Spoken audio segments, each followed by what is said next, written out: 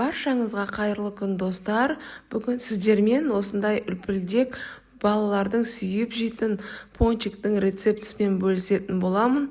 Ең алдымен апара дайындайтын боламыз.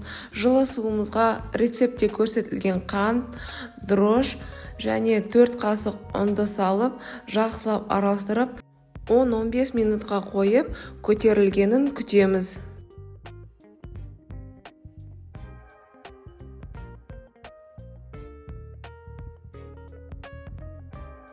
Дрожжымыз көтеріліп дайын болды. Енді осыны қамыр илейтін ыдысымызға құйып, мен машинкада илейтін боламын. Егер сіздер қолмен илесеңіздер, жұмсақ, әдемі қамыр илеп шығу керек. Осы дрожждың үстіне 4 жұмыртқа, сухой молоконы салып, жақсылап араластырып аламыз.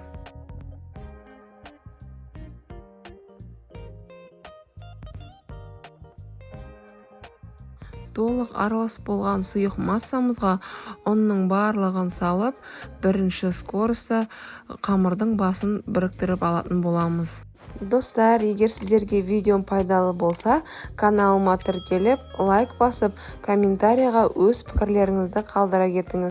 Осылай қамырдың басы біріккеннен кейін машинканы тоқтатып, бөлме температурасындағы жылы сармайды және тұзды салатын боламыз. Тағы да екінші скоростқа қойып, 10-12 минут шамасында араластырып, жұмсақ қамыр илейтін боламыз.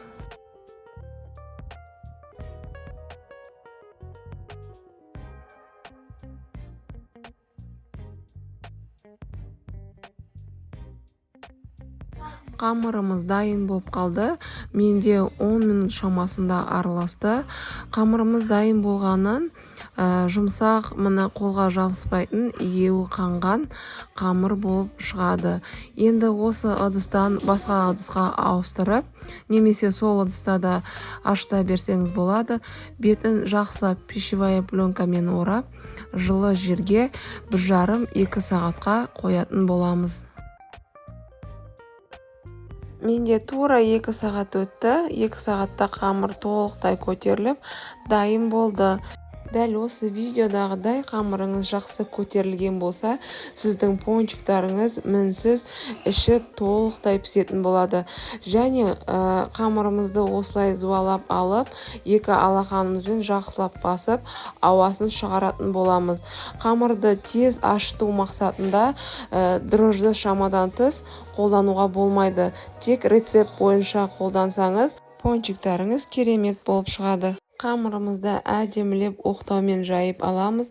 Жұқа қылып жіберуге болмайды.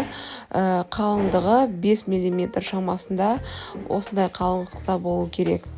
Пончиктардың формасын қисайтып алмау мақсатында осындай пергамент қағазды алдын ала 4 бұрыштап қиып дайындап аламыз. Диаметрі 8 сантиметрлік осындай домалақ формамен кесіп, ортасын ойып алып тастағанға мен кондитерлік насадканы пайдаландым.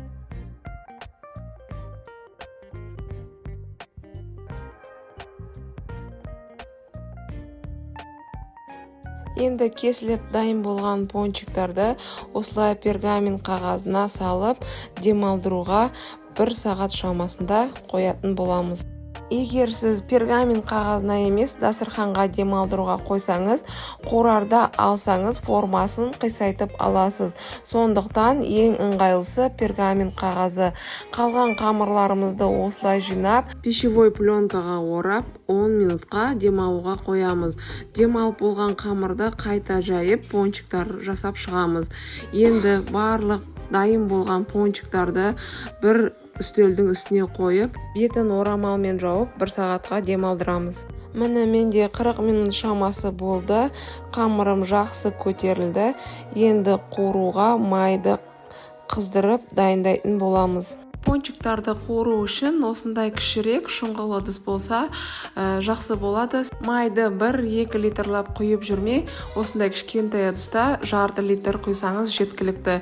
Және майды қыздырған кезде қатты қыздырып жібермеу керек. Орташа отта осындай ағаш таяқшаның көмегімен қозғап тұрып пісірген жақсы болады. Бастапқы кезде осылай пончиктарды бір-бірлеп салып қуырып аласыз. Содан кейін майдың температурасы бір қалыпты болғаннан кейін 2-3 даналап салып қуыра беруіңізге болады. Егер видеомды соңына дейін көрген болсаңыз, лүпіл басып, каналыма тіркеліп, келесі видеоны жіберіп алмас үшін қоңыраушаны басып қойыңыз. Осылайша пончиктарымның барлығын қуырып алдым. Енді сіздерге ішін ашып көрсетейін. Барлығы толықтай піскен, жақсы көтерілген, дәмі өте керемет болған. Сізге де осы рецептпен дайындап көруге кеңес беремін. Енді шоколадты ертуге кірісеміз. Мендегі шоколад молочный шоколад. Өзіңізге ұнаған кез келген шоколадты пайдалана беруге болады. Мен микроволновкада ерттім. 10 секунд сайын алып араластырып тұрып ерту керек. Әйтпесе шоколад күйіп кетеді. Енді осыған шоколады қатып қалмай посыпкаларын себетін боламыз. Шоколадты микроволновкада ерту міндетті емес. Су моншасында да үнемі араластырып тұрып ертіп алуға болады. Холодильникке 20 минутқа салып аламыз. 20 минуттан кейін толық осылай шоколады қатып дайын болады. Сіздерге осы рецептпен дайындап көруге кеңес беремін. Сіздермен бірге болған Ұлданай. Келесі видеода кездескенше.